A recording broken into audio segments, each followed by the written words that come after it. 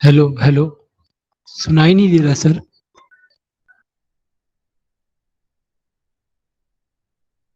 अभी कोई बोल ही नहीं रहा ना, इसलिए।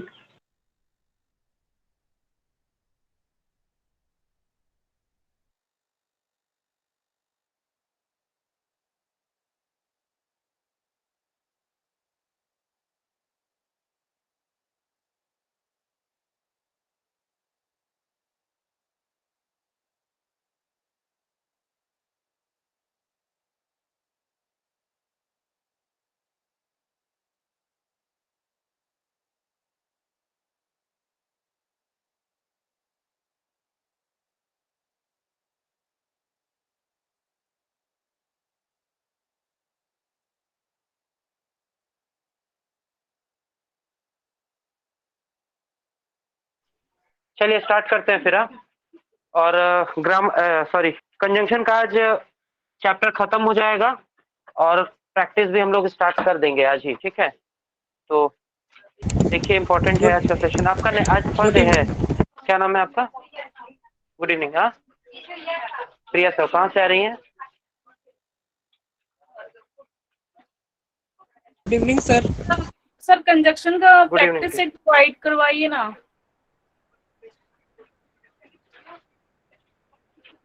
बिना चैप्टर पढ़ाए प्रैक्टिस सेट करवा दे? नहीं अब, पर अभी तो आप करवा रहे हो तो साथ में होता ना तो अच्छा हाँ, रहता। उसी के साथ होगा। जैसे अभी आज चैप्टर खत्म करेंगे तो उसके तुरंत बाद प्रैक्टिस कराना है, ठीक है। जैसे अभी प्रिपरेशन का क्लास आपने किया था। जी सर। हाँ, तो उसमें कैसे हुआ था? चैप्टर खत्म करके उसके बाद हम लोगों ने प्रैक्टिस किया था उसका। हाँ किया किया था था ना? प्रैक्टिस। हाँ हम हाँ लोग को चाहिए मतलब खुद से करने के लिए सेल्फ, मतलब घर। हाँ हाँ, तो पीडीएफ मिल जाएगा आप लोगों को। पीडीएफ घर पे करिएगा और जो डाउट रहेगा मुझसे पूछ लीजिएगा, ठीक है। जी सर। है लिक्विड, अंदर लिक्विड है थोड़ा, इसमें डाल के पहले पानी आधा भर ले, उसके बाद थोड़ा सा लिक्विड डाल देंगे।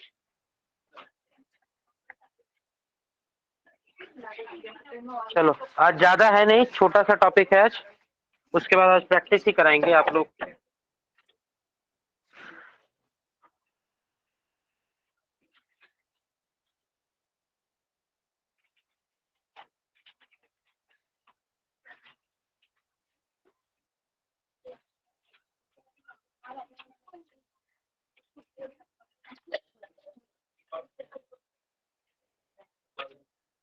एक ना डीप क्लीनर एक रखा हुआ है यहाँ पे सामने, अंदर पैर लगेगा तुमको।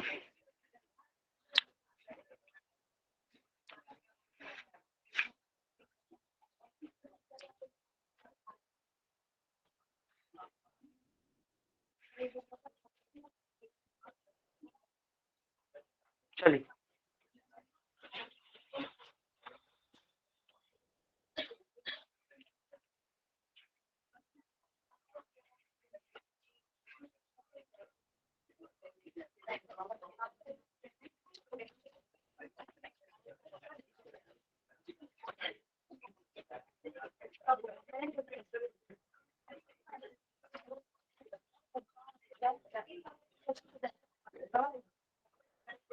दर्द कर रहा है, ठीक है। हो गया अरुण? अरे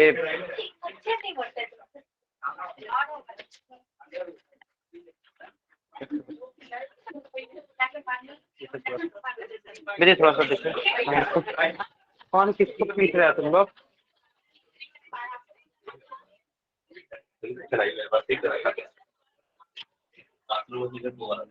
हाँ, इसी को बोल रहा है। डीप क्लीनर है, फ्लोर क्लीनर है। मारो, क्या बोले?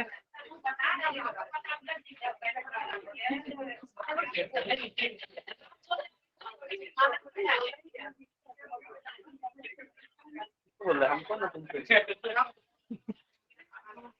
अब पानी भर देना उसमें।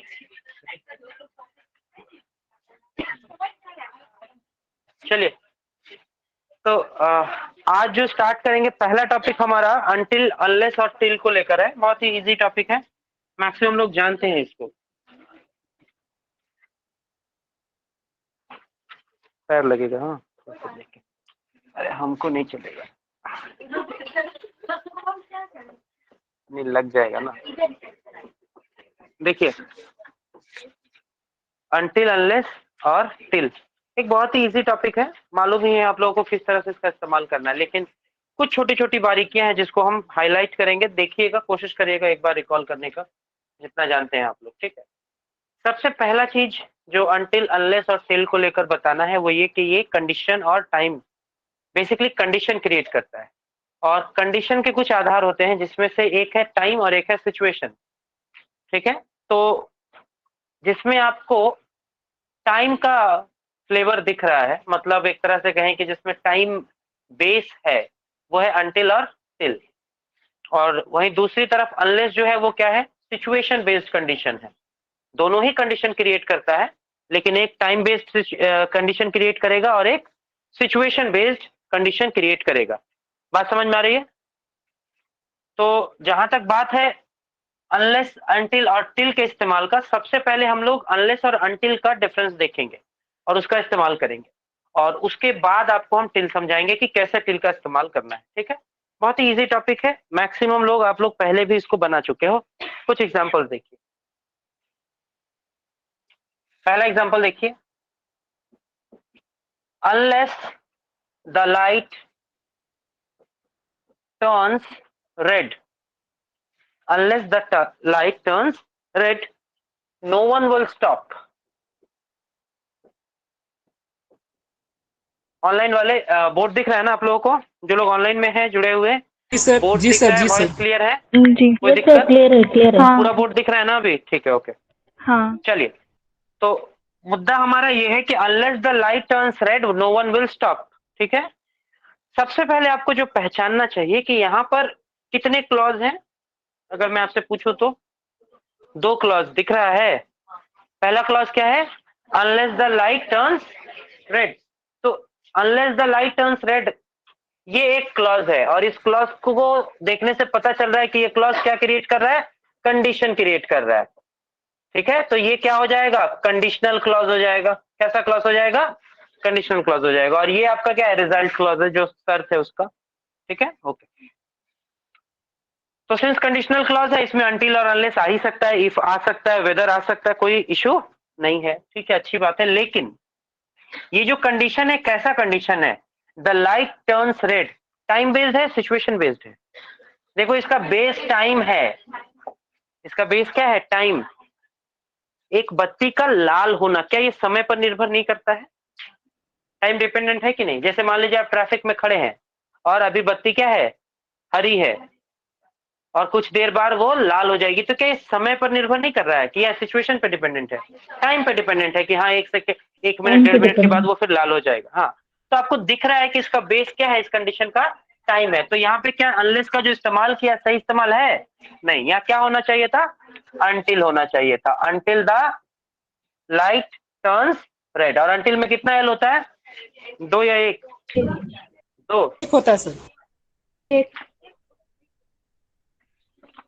कितना एल होता है, रेल होता है, मालूम एक है? होता और है। एक होता एक ही और होता है।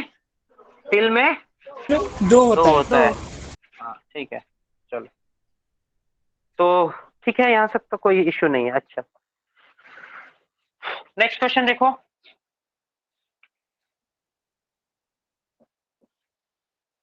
until you work hard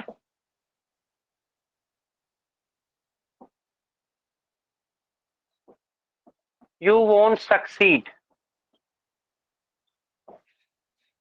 won't का मतलब है would not का इस्तेमाल हुआ है, ठीक है।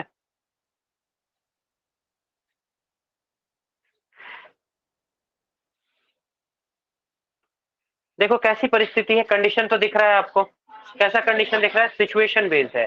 क्या अनटिल का इस्तेमाल सही है, क्या करना चाहिए हमको यहाँ पे, नो सर, अनलेस इस्तेमाल अनलेस। करना चाहिए था। तो unless you work hard you won't succeed, ये दूसरा टाइप है। तो अनटिल और अनलेस का डिफरेंस आसानी से क्लियर है, ठीक है। अच्छा, टिल का क्या है, मान लो इस एग्जाम्पल को, इस वाले एग्जाम्पल को जिसको तुमने लिखा until the light turns red no one will stop, इसको हम कुछ इस तरह से लिखते तो क्या होता।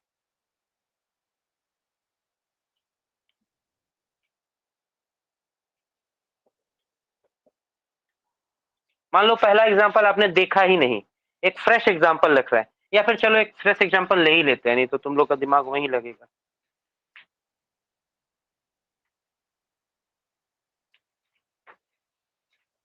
Till the train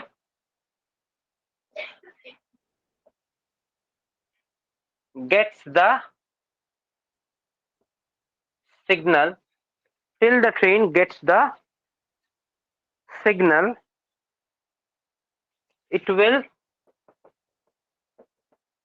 not run। ठीक है, ये वाला क्या सही है, इसमें कुछ गलती है, बताएंगे अभी क्या गलती है। एक चीज का याद रखिए, ध्यान रखिए कि आप टिल का इस्तेमाल सेंटेंस के स्टार्ट में नहीं कर सकते। टिल का यूज सेंटेंस के स्टार्ट में नहीं कर सकते, ठीक है। हालांकि अनटिल के तरह ये भी क्या करता है, टाइम बेस्ड कंडीशन क्रिएट करता है। ये भी क्या करता है, टाइम बेस्ड कंडीशन ये भी क्रिएट करता है, लेकिन आप इसका इस्तेमाल सामने क्या कर सकते हो, नहीं कर सकते हो। ये बात दिमाग में रखिए पहले, इसका इस्तेमाल कहाँ नहीं कर सकते हो, सामने नहीं कर सकते। अच्छी बात है, कोई दिक्कत नहीं है। तो मान लीजिए आपके सामने ये एक एग्जांपल है, till the train gets the signal it will not run. ठीक है, इसको आपको इंप्रूव करना है, एरर फाइंड आउट नहीं करना, इंप्रूव करना है, नए तरीके से लिखना है। कैसे लिखो, अनटिल कर दो, बहुत सिंपल सी बात है। अभी आपने सीखा है कि टिल का नहीं हो सकता तो अनटिल का तो हो ही सकता है, तो इसका इंप्रूवमेंट क्या आएगा, until the train gets the signal it will not run। क्या अब ये सही है, अब ये सही है क्या, इसमें कोई इशू है, इसमें कोई इशू नहीं है। लेकिन ठीक है, लेकिन टिल आपने सीखा कहाँ, आपने तो अभी सिर्फ अनटिल सीखा, टिल तो सीखा नहीं। अब मुझे ये बताइए कि मुझे ये वाला सेंटेंस ठीक करना था, मैंने टिल की जगह अनटिल इस्तेमाल करके सेंटेंस को ठीक ठाक कर दिया ना, कोई इशू अभी, कोई दिक्कत नहीं है। जी लेकिन मैं सर, आपसे ये बोलता हूं कि आप इस क्या इशू है भाई, पहले बोलो, कोई इशू है, कोई इशू नहीं है, ठीक है। जी अच्छा, सर। ठीक है, मैं ये कहना चाह रहा हूं कि आपको इस सेंटेंस को इंप्रूव करना है, लेकिन टिल से ही इंप्रूव करना है, अनटिल से इंप्रूव नहीं करना है। इस वाक्य को आपको इंप्रूव करना है, लेकिन टिल से ही इंप्रूव करना है, अनटिल से इंप्रूव नहीं करना है। अब करिए कैसे होगा,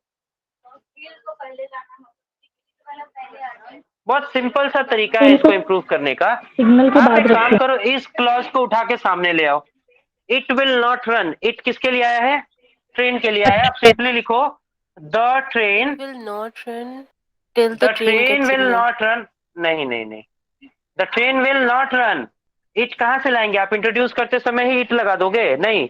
the train will not run till it gets the signal.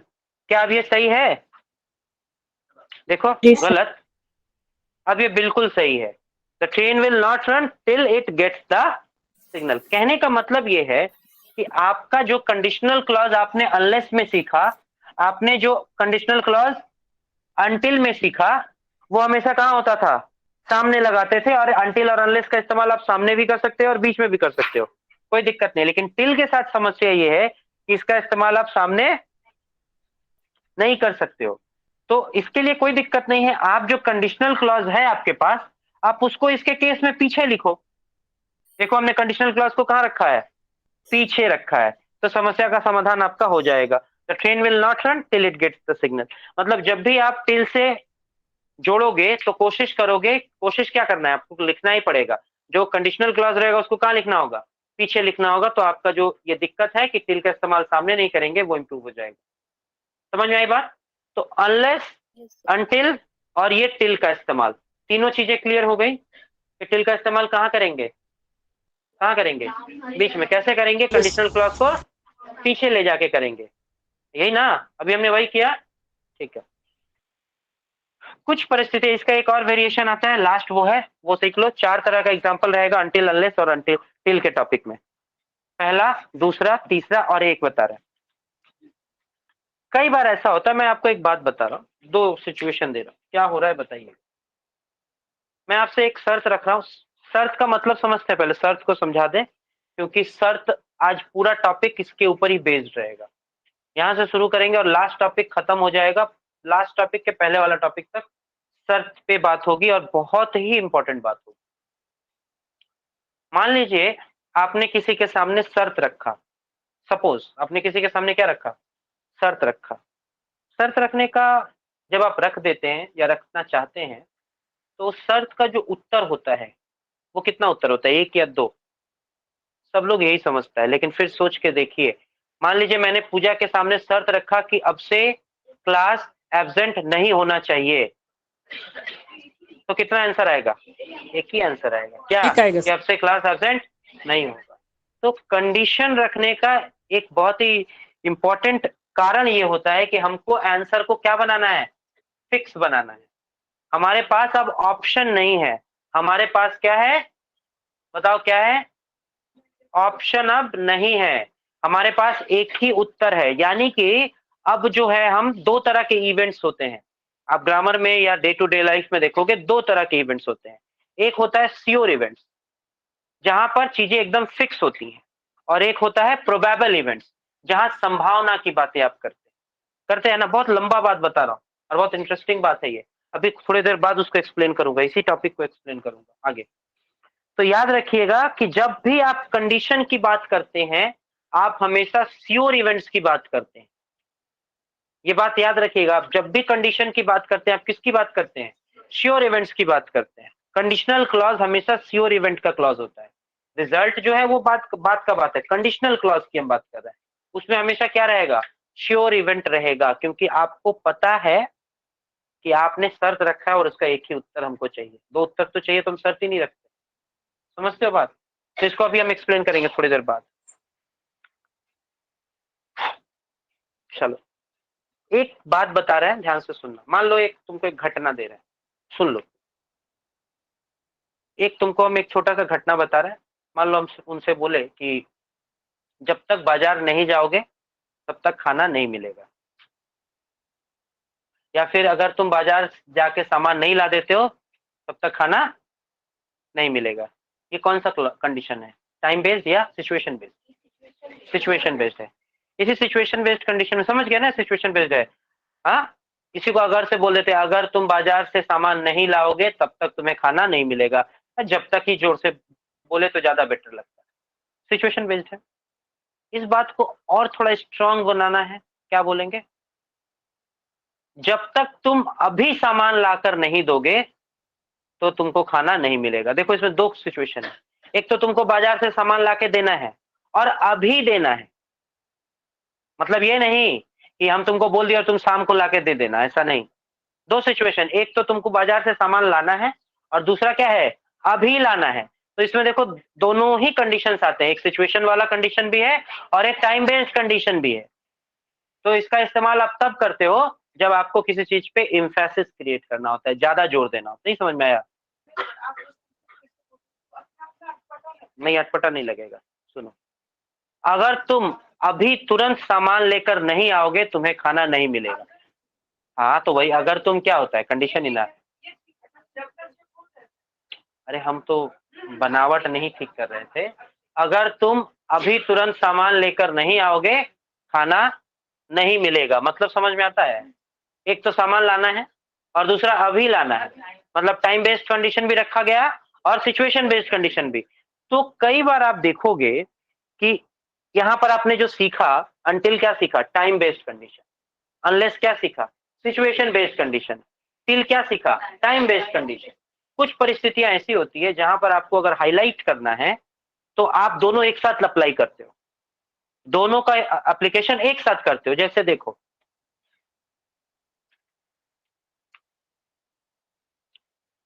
Unless and until, देखे हो कभी? Unless and until you work hard you won't succeed. Same example को मैंने क्या किया, थोड़ा सा चेंज किया। अनलेस के साथ ये जाता है, लेकिन मैंने इसमें क्या कर दिया, टाइम भी जोड़ दिया। मतलब समझ रहे हो, ये वाला जो सेंटेंस है उससे हैवी हो गया। समझ में आया? Unless and until you work hard you won't succeed. ये वाला सेंटेंस दिख रहा है, unless you work hard you won't succeed. इसमें क्या है, unless and until you work hard you won't succeed, मतलब टाइम क्लॉज भी लेकर आए। इसमें कुछ खास टाइम के लिए नहीं था, लेकिन उस चीज को और इम्फेटिक बनाना था, उस चीज को और प्रभावशाली बनाना था, तो हमने दोनों कंडीशन को थोपा उसके ऊपर। समझ में आ रही है बात? और इसमें जो सीक्वेंस है कंडीशंस को रखने का, वो याद रखना, यू वर्क हार्ड बेसिकली अपने आप में एक सिचुएशन बेस्ड इशू था जो आपने देखा, इसलिए अनलेस को हमेशा पहले और अनटिल को बाद में रखा गया, दोनों को रखा गया, लेकिन जो ओरिजिनली इससे बिलोंग करता था उसको कहाँ रखा गया, पहले रखा गया और उसके बाद अनटिल को रखा गया। ये चीज फॉलो करना है। आप ऐसा नहीं कर सकते कि अनटिल और अनलेस लगा के और इस तरफ सिचुएशन वाला रख दें, ऐसा कभी नहीं होगा। ठीक है, अगर सिचुएशनल कंडीशन है तो अनलेस को ही पहले और अनटिल को बाद में रखना पड़ेगा, ये ऑर्डर आपको मान के चलना पड़ेगा। ठीक है, नहीं तो अगर इसको इस्तेमाल करना है तो बीच में लाना होगा ना, और टिल का इस्तेमाल आप कभी इस तरह के कॉम्बिनेशन में नहीं करते। ठीक है, अनलेस के साथ हमेशा अनटिल का पेयर जाता है, टिल का पेयर नहीं जाता। ठीक है, समझ में आया बात? तो ये आपका टॉपिक है, इसमें बहुत सारा एग्जांपल आता है, जैसे each and every student must take the exam. क्यों करते हैं इस तरह से, देखो एक और एग्जांपल देखो इसका, each and every student must take the exam. Online में दिख रहा है क्या, ये लास्ट नीचे बोर्ड दिख रहा है, यहाँ तक नहीं दिख रहा ना? नहीं भैया नहीं दिख लास्ट, रहा है। ठीक है, लास्ट एग्जांपल है, मिटा देंगे इसके बाद फिर दिखेगा। आप लोग सुन लीजिए, each and every student must take the exam. ठीक है, जनरली क्या होता है, ईच स्टूडेंट हम कब बोलते हैं, जब मेरे सामने वो दिख रहा है। जैसे मान लो अभी आप लोग बैच 2 बैठे हो यहाँ पे, हम जब बोलते हैं ईच स्टूडेंट, मतलब हम किसकी बात कर रहे हैं, जो बैच 2 में आज अभी प्रेजेंट हैं उनसे हम बोल रहे हैं, है ना। Each student must take the exam का मतलब आप लोग सभी बैठ के यहाँ परीक्षा दोगे। लेकिन जैसे ही हम बोलते हैं every student must take the exam, मतलब क्या है, ये बैच 2, मॉर्निंग वाला बैच 1, ऑनलाइन का बैच, सब लोग एग्जाम देंगे, ये है एवरी स्टूडेंट। मतलब एक संख्या डेफिनिट है, हमको दिख रहा है कि कितने लोग हैं, 45 लोग हैं, 40 लोग हैं यहाँ बैठे, हमको दिख रहा है, ये ईच इस पे बात करता है क्योंकि ये डेफिनिट है। और एवरी का मतलब जितने हैं सभी, वो संख्या अभी हमको ज्ञात नहीं, हो सकता है 145 हो सकता है, 150 हो सकता है, 160 हो सकता है ना, तो ये एवरी होता है। तो ईच और एवरी का इस्तेमाल आप इस तरह करते हो।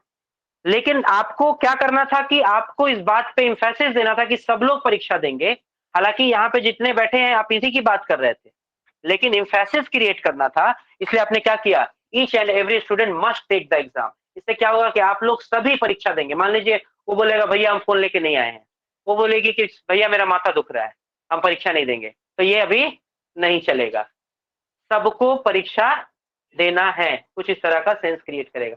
मतलब जब आपको अपने सेंस को स्ट्रांग बनाना है, आपको अपने सेंस को क्या बनाना है और स्ट्रांग बनाना है, तब आप इस तरह का इस्तेमाल, कॉम्बिनेशन का इस्तेमाल करते हो। बात समझ में आ रहा है? सीक्वेंस देखो, सिंस हमको डेफिनेट ही बोलना था इसलिए हमने ईच को पहले रखा, और ज्यादातर ही ऐसा होता है। ठीक है, डेफिनेट वाला ही पहले आता है, इनडेफिनेट को पीछे रखते हैं। ठीक है, और यहाँ पर देखोगे कि हमेशा सिचुएशनल पहले आता है और टाइम वाला पीछे रहेगा, ये कॉम्बिनेशन फिक्स कॉम्बिनेशन। समझ में आई बात? डन। तो ये एक टॉपिक खत्म हुआ।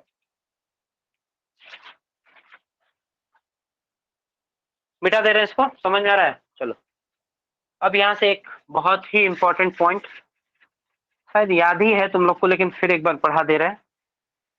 कंजंक्शन मेरे से कितने लोग पढ़े हो अभी तक? यहाँ पे सब लोग पढ़ लिया है, 2-3 ही है, तो ठीक है, फ्रेश ही है सब लोग।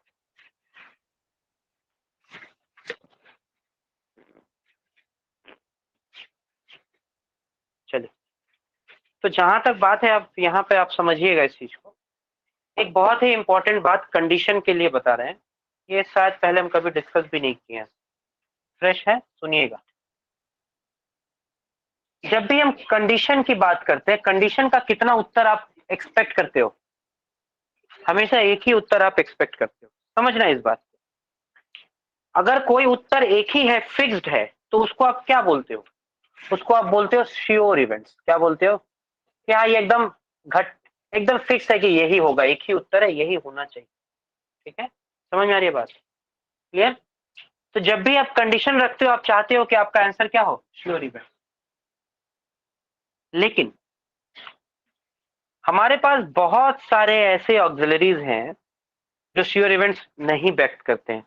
आप देखोगे वो अक्सर आपको रटाया गया है कि कंडीशनल क्लॉज में नॉट मत लगाना, रटाया गया है ना। कंडीशनल क्लॉज में विल मत लगाना, शैल मत लगाना, वुड मत लगाना, रटाया गया ना। देखो अभी समझ में आएगा। नॉट जो होता है वो बेसिकली श्योर इवेंट का ठीक उल्टा होता है कि नहीं, सोच के देखो। श्योर इवेंट जो होता है उसका ठीक उल्टा क्या होता है, नॉट होता है। तो क्या ये नॉट कंडीशनल क्लॉज के साथ फिट होगा, नहीं होगा। दूसरा देखो, वुड, वुड का मतलब क्या होता है, एक प्रोबेबिलिटी, हो भी सकता है नहीं भी हो सकता है। क्या ये कंडीशनल क्लॉज के साथ फिट होगा, नहीं। कंडीशनल क्लॉज का मतलब क्या, वो इफ से लेके कॉमा तक, अनलेस से लेके कॉमा तक, उसके भीतर, उसके बाद वाला पार्ट में तो वुड लगाएंगे, वो तो उसका रिजल्ट है, उसकी बात नहीं कर रहे हैं। कंडीशनल क्लॉज तक दिमाग को सीमित रखो, अनलेस यू वर्क हार्ड, यहां तक, ठीक है। If I come to Delhi, यहां तक, समझ में आया। तुम देखो ये सारे के सारे श्योर इवेंट्स है, क्या इसमें शैल विल का इस्तेमाल चलेगा, नहीं, क्यों, क्योंकि ये तो फ्यूचर है। बता रहा हूं, पहले शैल विल सुनो। शैल विल क्या है, फ्यूचर है, फ्यूचर का भी श्योर होता है, फिक्स होता है, नहीं। संभावना है, हो भी सकता है नहीं भी हो सकता है। इसलिए कभी तुम देखोगे कि कंडीशनल क्लॉज में शैल विल का इस्तेमाल नहीं होता है। कंडीशनल क्लॉज में कभी भी शुड का इस्तेमाल नहीं होता है, समझ में आया। कभी भी नॉट का इस्तेमाल इसलिए बोले क्योंकि देखो श्योर इवेंट का मतलब क्या, हाँ मैं बाजार जाऊंगा, आप इसके ठीक अपोजिट अनश्योर के नहीं जा सकते हैं, तो ये नॉट नहीं वाला सेंस है, ठीक है। आप नॉट को वो उस तरह से श्योर मत समझो, एक्सट्रीम वाला, जीरो वाला सेंस मत क्रिएट करो नॉट, ठीक है फिलहाल। तो आप कंडीशनल क्लॉज जब भी लिखोगे तो ये जो भी आप देख रहे हो ये सब का सब क्या बताता है पता है, ये सब का सब बताता है प्रोबेबिलिटी। क्या बताता है, प्रोबेबिलिटी। ये सब का सब क्या बताता है, प्रोबेबिलिटी बताता है। जब इसका एप्लीकेशन देखोगे ना अभी आश्चर्य में पड़ जाओगे, अभी थोड़ा सा बताएंगे, देखना खाली। ये सब क्या बताता है, प्रोबेबिलिटी। ये कभी कंडीशनल क्लॉज में नहीं आ सकता। क्या आ सकता है, ध्यान से सुनना, फ्यूचर टेंस क्या आ सकता है कंडीशनल क्लॉज में, कभी नहीं आ सकता, वो तो संभावित है, हो भी सकता है नहीं भी हो सकता। क्या आ सकता है, देखो प्रेजेंट इंडेफिनिट आ सकता है। याद करो सबसे पहला रूल कंडीशनल वाले चैप्टर का, सबसे पहला कंडीशन किसमें क्रिएट करते थे, प्रेजेंट इंडेफिनिट में, इसीलिए करते थे क्योंकि वो फिक्स्ड इवेंट है। देखो V2 आ सकता है, क्यों आ सकता है, क्योंकि पास्ट इंडेफिनिट है, इनडेफिनिट है, फिक्स्ड है, चेंज ही नहीं हो सकता, इसलिए वो किसमें आता है। इसीलिए तुम लोग को याद है कंडीशनल वाले चैप्टर में 3 तरह के कंडीशनल है, एक V1 से बनता है, दूसरा V2 से बनता है, और तीसरा किससे बनता है, हैड प्लस V3। क्यों बनता है हैड प्लस V3, क्योंकि वो फिक्स्ड है, घट चुका है, इसलिए तुम देखते हो कि कंडीशनल वाले में ये सारे श्योर इवेंट्स कैलकुलेट किए जाते हैं। कभी फ्यूचर में कंडीशन नहीं रखा जाता है, कभी नहीं रखा जाता, लेकिन ये सारे श्योर इवेंट्स हैं, इसको कंडीशनल क्लॉज में डाल के रखते हैं। इसीलिए ना देखते हो 3 तरह का ही कंडीशनल में आता है टाइप, दूसरा क्यों नहीं बनता है, इसलिए नहीं बनता, क्यों, क्योंकि वो सारे श्योर इवेंट्स नहीं है। तो ये बहुत सा छोटा सा टॉपिक था, ये बहुत छोटा सा टॉपिक। Excuse me sir. हाँ बोलो। सर मुझे थोड़ा सा काम आ गया, क्या मैं क्लास छोड़ सकता हाँ हूँ हाँ सर? ठीक है, हाँ ठीक है, ठीक है। Thank you sir. तो ये आपको समझ में आ रहा है बात, ये अभी लग रहा होगा ये क्या पढ़ा रहे हैं, इसका कोई उपयोगिता नहीं है, अभी देखोगे क्या इसका यूज है। चलो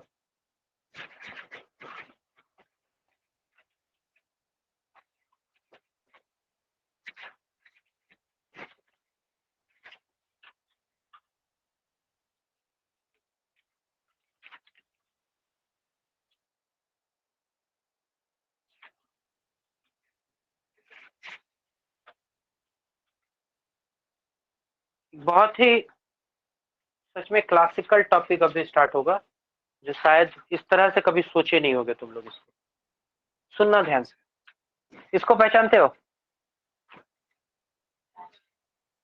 दैट को पहचानते हो, दैट की पहचान किससे है, दैट की पहचान टोटल से है, सब, ऑल से, 100% से, 0% से, श्योर इवेंट से, यही तो होता है ना दैट। याद है जब अब तुम लोग को रिलेटिव प्रोनाउन पढ़ा रहे थे तो दैट के फीचर्स के बारे में समझाए थे, दैट क्या होता है, दैट एक्सप्लेन करने के लिए आता है ना, दैट किस लिए इस्तेमाल करते हैं, एक्सप्लेन करने का। एक्सप्लेन का मतलब क्या है, इलेट करता है। क्या करता है ये, इलेट करता है। सीधा सीधा मतलब एक्सप्लेन करता है, इलेट करता है मतलब क्या, एक्सप्लेन करता है। इसका मतलब ये किसका उल्टा होता है, किसका रेसिप्रोकल होता है, इंटेरोगेशन का उल्टा होता है इलेशन। बताए थे, कोई भी चीज इलेशन का ठीक उल्टा क्या होता है, इंटेरोगेशन। एक होता है एक्सप्लेन करना, तुम लोग क्वेश्चन आंसर लिखते हो ना, क्वेश्चन जो आता है वो इंटेरोगेशन होता है, इंटेरोगेटिव साइन के साथ आता है। आप उसको क्या करते हो, इलेट करते हो, फुल स्टॉप के साथ लिखते हो, एक्सप्लेन करके लिखते हो। समझ में आया, उसका ठीक उल्टा लिखते हो, जो पूछा जाता है उसका उत्तर देते हो। प्रश्न का उल्टा क्या होता है, उत्तर होता है ना। तो ये इलेशन का उल्टा क्या आएगा, इंटेरोगेशन आएगा। समझ में आ रहा है। तो दैट जो है वो अपने आप में क्या बियर करता है, टोटल बात, सब चीज। मतलब क्या, एक्सप्लेनेशन बियर करता है, ऑल की बात रखता है, टोटल 100% की बात कर सकता है, 0% की बात कर सकता है, श्योर इवेंट्स की बात कर सकता है। और जैसे ही 100% बोलते हैं तो इसको तुम क्या बोलते हो, सुपरलेटिव डिग्री बोल सकते हो, नहीं बोल सकते हो क्या, सुपरलेटिव डिग्री ऑफ एडजेक्टिव बोल सकते हैं ना। तो देखो दैट के इतने सारे फीचर्स नहीं है, समझाए हैं ना, हम बहुत बार समझाए हैं कि दैट का ये सारा फीचर है, एक्सप्लेन किए हैं ना कई बार, नहीं किए हैं, नहीं किए हैं भैया। प्रीवियस क्लास बताए में सर, हुआ कम से कम बताए 20-25 सर, बार किए होंगे। जी सर जी। जब पढ़ाते हैं दैट हम किए हैं इसी तरह भैया। लिख के बताते हैं। हाँ बताए हैं आप। बहुत बार बताया, तुम्हारा दिमाग कहाँ रहता है। चलो अभी बता दिए ना, दूसरे बार से फिर बोलना कि पूरा बताए हैं, नहीं बताए हैं, ठीक है। इसलिए अब रिकॉर्ड भी होता है, तुम लोग को बाद में क्लेम करोगे ना नहीं पढ़ाए हैं तब बोलेंगे। देखो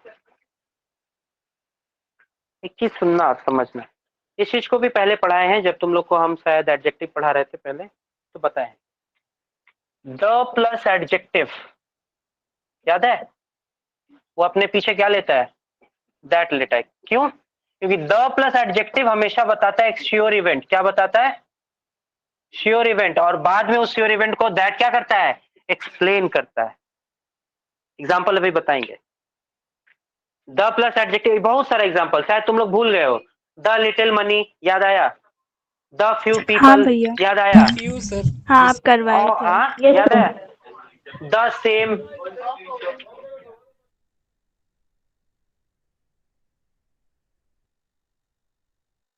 पिक्चर टेढ़ा हो गया। भैया आपका वीडियो शो नहीं हो रहा है।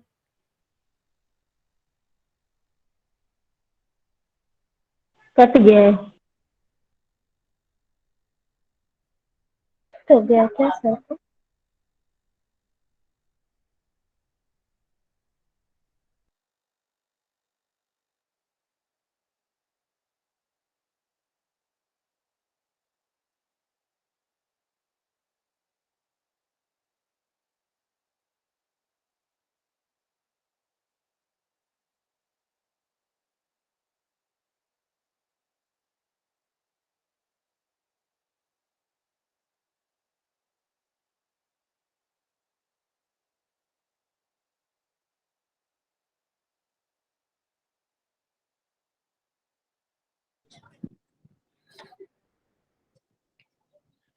आवाज आ रही है अभी। हाँ भैया। हाँ बस थोड़ा सा एक्चुअली डिस्कनेक्ट हो गया था, अभी हम कनेक्ट कर ले रहे हैं इसको।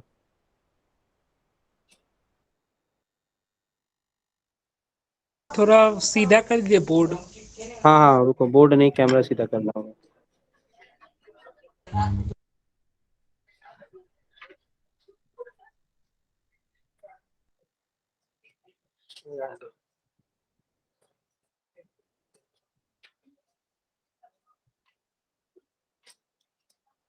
चलो अब बिना माइक के ही सुनो तुम लोग, आ जाए। चलिए देखिए, तो यहाँ से एक बहुत इंपॉर्टेंट पॉइंट स्टार्ट हो रहा है, ध्यान से सुनिएगा। बोर्ड दिख रहा है ना पूरा, अभी बोर्ड दिख रहा है। जी सर, जी सर क्लियर है। तो देखना यहाँ से बहुत कुछ आपको देखने को मिलेगा। This is the same,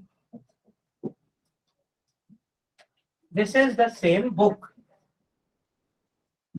that I wanted. समझ में इस बात को? देखो द सेम प्लस बुक का इस्तेमाल हुआ ना, इसका मतलब क्या है? आपको ये कॉम्बिनेशन दिख रहा है, the plus adjective plus noun दिख रहा है क्या? देखो द सेम बुक दिख रहा है, द सेम क्या है यहाँ पे? एडजेक्टिव और बुक क्या है हमारा? नाउन है। This is the same book. इसी को एक्सप्लेन करने के लिए बाद में क्या मिला है आपको? दैट का इस्तेमाल हुआ है। लेकिन दैट का इस्तेमाल तब करिएगा जब आपके पास पीछे पूरा का पूरा क्लॉज एग्जिस्ट करेगा, सब्जेक्ट प्लस वर्ब। मतलब ये जो आप देख रहे हो ना, the plus adjective plus noun, इसको दो तरह से एक्सप्लेन कर सकते हैं, एक दैट से और एक एज से। एज से आप तब करोगे जब पूरा का पूरा क्लॉज एग्जिस्ट करेगा तब, और अगर क्लॉज एग्जिस्ट नहीं किया तो किसका इस्तेमाल करना? तो एज का इस्तेमाल करना है। ठीक है, दूसरा एग्जांपल देखो, सेम क्वेश्चन में दूसरे तरह का एग्जांपल देखो। This is the same book as mine, है ना? पहले वाले में क्या क्लॉज एग्जिस्ट कर रहा था? आई वांटेड सब्जेक्ट है और वांटेड क्या है? वर्ब है। तो ये क्लॉज हुआ ना, क्लॉज था, इसी वजह से यहाँ पर क्या लगा? दैट लगा। लेकिन यहाँ पर देखो सिर्फ माइन। माइन का मतलब क्या? एक प्रोनाउन। कौन से केस में? अपने पॉसेसिव केस में। तो पॉसेसिव प्रोनाउन, पॉसेसिव प्रोनाउन क्या क्लॉज होगा? नहीं, इसलिए यहाँ पर क्या लगाया गया? एज। हालांकि यहाँ पर the plus adjective plus book था। बुक आप लोग के केडी की किताब में इसमें सेम करके सिर्फ बोल दिया है, नहीं, यहाँ पर कोई भी एडजेक्टिव हो सकता है।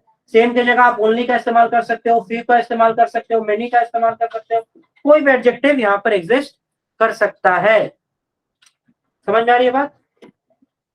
क्या समझ में आया? बोलो बोलो, कुछ भी क्या हो सकता है? बोलो क्या समझ में आया? यहाँ पर तुम लोग को हम जो चीज समझाना चाह रहे थे वो चीज समझ में आया? This is the same book, क्या ये श्योर इवेंट है या नहीं? श्योर इवेंट है। This is the same book किताब है, दूसरा किताब हो सकता है? हाँ नहीं। तो इस बात को समझो कि जब भी इस तरफ श्योर इवेंट हो तभी आप किसका इस्तेमाल देखते हो? दैट का इस्तेमाल देखते हो। ये चीज दिमाग में डालो। तुम लोग बस रट्टा मार रहे हो, द प्लस सेम रहा तो दैट लगाएंगे, नहीं। द सेम जो है वो एक श्योर इवेंट क्रिएट करता है, द ओनली एक श्योर इवेंट क्रिएट करता है। कैसे द ओनली एक श्योर इवेंट क्रिएट करता है? देखो द क्या है? एक कौन सा आर्टिकल है? डेफिनिट आर्टिकल है। आर्टिकल क्यों लगाया जाता है? ताकि आप उस चीज को क्या कर सको? श्योर बना सको। यही तो डिफरेंस है द फ्यू और ए फ्यू में। समझ में आया? इस एडजेक्टिव से मतलब नहीं है, मतलब है इस लगे हुए आर्टिकल से। आर्टिकल डेफिनेट लगा है, अगर डेफिनेट आर्टिकल इस्तेमाल हो गया मतलब इवेंट क्या हो गया?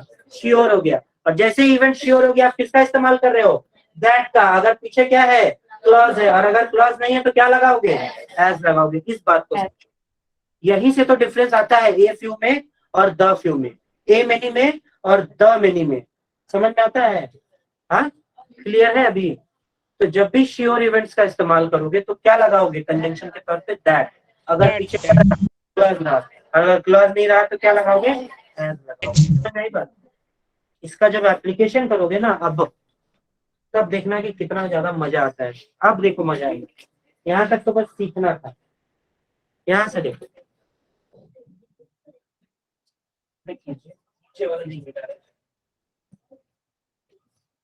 अभी आप ऑल पकड़ो उसको, आप उसको श्योर इवेंट बोलो, आप उसको टोटल बोलो, आप उसको सुपरलेटिव डिग्री बोलो, आप इसको इलेटिव नेचर बोलो, आप उसको दैट बोलो, आप उसको the plus adjective plus noun बोलो, जो बोल सकते हो सब इसी के घेरे में। देखो कितना बड़ा टॉपिक है ये, लेकिन एक ही पिन पॉइंट, एक ही कॉन्सेप्ट से बिलोंग कर। अभी यहाँ देखो, यहाँ देखो, तुमको अब समझ में आएगा कि क्या सीखे, क्या जादू सीख गया तुमने। आई डाउट या ही डाउट्स, देखो he doubts that she will help him। बोलो that का इस्तेमाल सही है? देखो कैसे नहीं सही। he doubts क्या ये श्योर इवेंट है? क्या that लगाओगे? नहीं। सोच के देखो कैसे अप्लाई कर रहे हो खुद को। अभी तुमने सीखा ना कि that का इस्तेमाल कहाँ करते हैं? जब श्योर इवेंट होता है। अगर तुम डाउट शब्द का इस्तेमाल कर रहे हो, क्या आप श्योर हो? आप श्योर नहीं हो। और जैसे ही आप श्योर नहीं हो, आप प्रश्न करोगे, इंक्वायरी करोगे। इंक्वायरी के लिए कौन आता है? इफ क्या वेदर आता है, सिखाए थे ना इफ और वेदर का अंतर। If is more conditional less inquiry, whether is more inquiry less conditional, सिखाए थे। जी सर। ये बात हम पिछले क्लास में एक्सप्लेन की। इस क्या होता है, ये कंडीशन ज्यादा क्रिएट करता है और इंक्वायरी कम करता है, ट्रेन वाला एग्जांपल दिए थे। और वेदर क्या होता है, ये इंक्वायरी ज्यादा करता है और कंडीशन कम क्रिएट करता है, लेकिन दोनों ही कंडीशन क्रिएट कर सकते हैं, दोनों ही इंक्वायरी कर सकता है। लेकिन एक में खासियत ये है कि कंडीशन ज्यादा क्रिएट करता है, एक में खासियत ये है कि ये इंक्वायरी ज्यादा करता है। समझ में आया? तो अब अगर आप बोलते हो हीट डाउट, क्या आपका इवेंट श्योर है? नहीं। क्या आप दैट लगाओगे? नहीं। क्या लगाओगे? आप इफ लगाओ, वेदर लगाओ। इसलिए आपकी किताबों में रखा गया है कि जब भी डाउट आए वहां इफ लगाओ, वेदर लगाओ, इसलिए रखा गया। क्यों? क्योंकि वो श्योर इवेंट नहीं है। इसका देखो एक और एग्जांपल देखो, और ज्यादा मजा आएगा। I have no doubt that she will help me.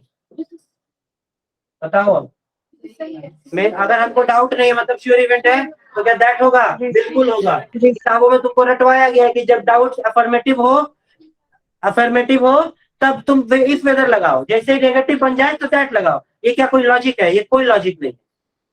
Logic है कि अगर इवेंट श्योर है तो दैट लेगा, और अगर श्योर नहीं है तो दैट नहीं लेगा। इंक्वायरी करेंगे, वेदर लगाएंगे, इफ लगाएंगे। तुम देखो डाउट जब इस्तेमाल हो रहा है, सिंपली डाउट क्या है, यहाँ वर्ब की तरह इस्तेमाल हो रहा है ना। तो अगर डाउट इस्तेमाल हो रहा है मतलब श्योर इवेंट नहीं है, मतलब आप क्या करोगे? आप इसका इस्तेमाल करोगे, वेदर करोगे, दैट का इस्तेमाल नहीं कर सकते। लेकिन जैसे ही बोलेंगे नो डाउट, इसका मतलब क्या? कोई डाउट नहीं है, मतलब इवेंट श्योर है। और जैसे ही इवेंट श्योर है, आप क्या करोगे? दैट का आराम से इस्तेमाल करोगे। हो गया, बात खत्म। अभी जो पूरा टॉपिक सीखे, देखो क्या एप्लीकेशन बेस्ड इंग्लिश सीख पा रहे हो। अब तुमको लग रहा है कि हम ये याद करते थे कि नहीं करते थे? अब याद करना होगा, यहाँ से तुमको जरूरत नहीं पड़ेगा इसको याद करने। क्या बोल रही हो? ये हम कैसे सीखे हैं? ये अपने आप आते जाता है। हम तो खुद ही बोलते हैं, हर बार जब भी पढ़ाएंगे नया पढ़ेंगे। दिमाग सीखे नहीं, आज सुबह का डिस्कवरी है। पढ़ाते पढ़ाते दिमाग ऐसे घूम गया था, ऐसे पढ़ा दिए। नहीं, किसी की काम नहीं। जब तुम ग्रामर पढ़ाते पढ़ाते समझ में आ जाता है कि इसको ऐसे एक्सप्लेन कर सकते हैं।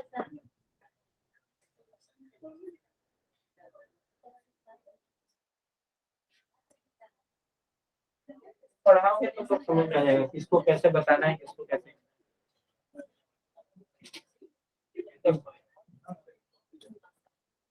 समझ में आया ये पूरा टॉपिक क्लियर हुआ?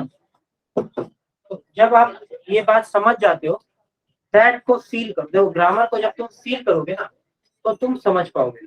अब जैसे ये चीज कहीं से पढ़ के या सोच के या करके नहीं है, ये अपना एक इंट्यूशन है कि हाँ इसको ऐसे हम डील कर सकते हैं। तुम लोग भी ये चीज क्रिएट करो। देखो ये होता है कि अपना तुम ग्रामर सीख रहे हो, ये जो लैंग्वेज को तुम एब्जॉर्ब कर रहे हो, इसका मतलब ये है। आप ये नहीं है कि आप किताब पढ़ के रट रहे हो। अगर रटोगे तो ये एप्लीकेशन कभी नहीं है। तो तुमको अगर उसको फील करना है कि हाँ ऐसे अप्लाई कर सकते हैं, इसलिए खुद को हमेशा फ्री रखो, एप्लीकेशन की तरफ भागो, रटोगे तो नहीं। ठीक है, ये टॉपिक क्लियर हुआ? इसमें कोई दिक्कत नहीं। चलो, इसलिए हर बार पिछले बार का जब हम लेक्चर देखते हैं या कॉपी देखते हैं, हमको लगता है क्या गंदा पढ़ा है। फिर नया पढ़ाते हैं, फिर कुछ लगता है कि हाँ इस बार अच्छा है, फिर नया पढ़ाएंगे ना, ये लगेगा कि ये गंदा है। तो वो धीरे धीरे धीरे धीरे इंप्रूव होता है। अभी देखो लास्ट टॉपिक इस पूरे चैप्टर का कंजंक्शन का, और ये बहुत ही इजी टॉपिक है। देखो एज और एज का जो इस्तेमाल है, तुम लोग अक्सर कंफ्यूज करते हो। एज और एज का जो इस्तेमाल है वो क्यों करते हो? सोच के बताओ। क्षमता दिखाने की, कंपेयर करने के लिए, जो भी है। देखो एज का जो इस्तेमाल है पॉजिटिव सेंटेंस के कंपैरिजन के लिए क्या होता है, और एज का जो इस्तेमाल है वो नेगेटिव सेंटेंस के कंपैरिजन के लिए भी होता है। क्या ये बात सही है?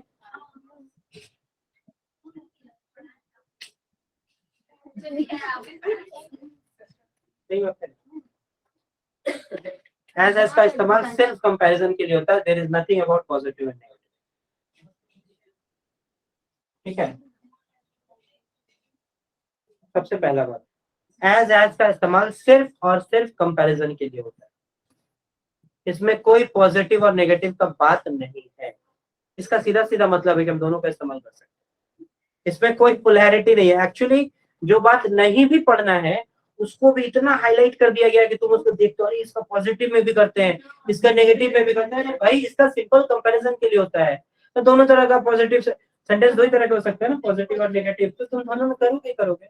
एज और as is all about comparison. देखो कितना ब्लॉक करके रखे हम लोग।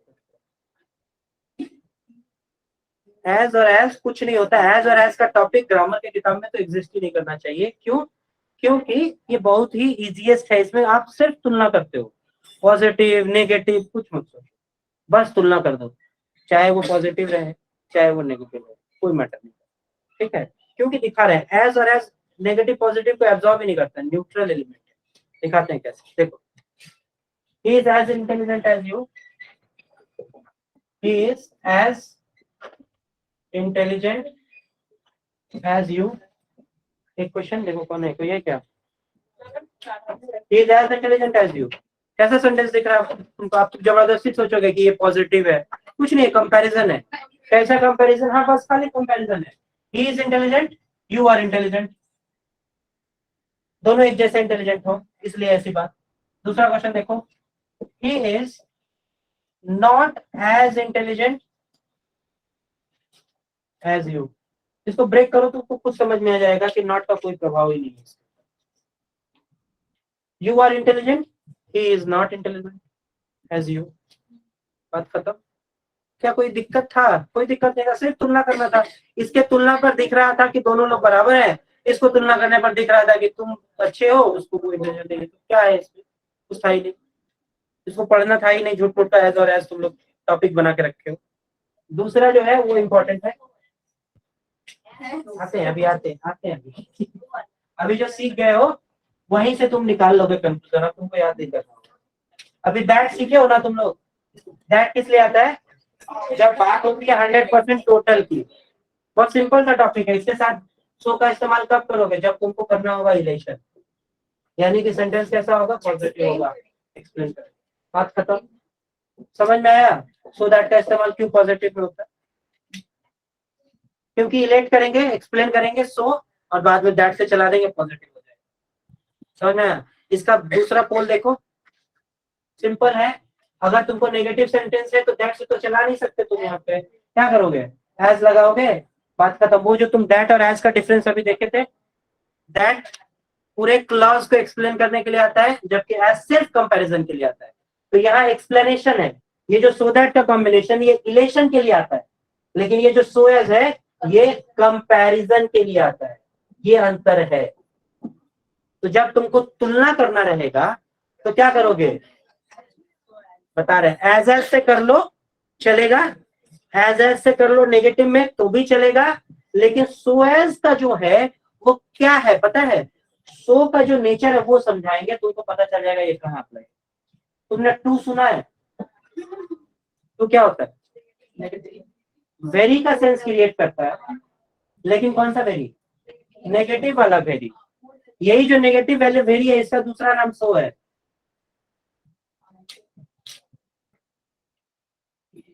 हाँ, समझ में आया?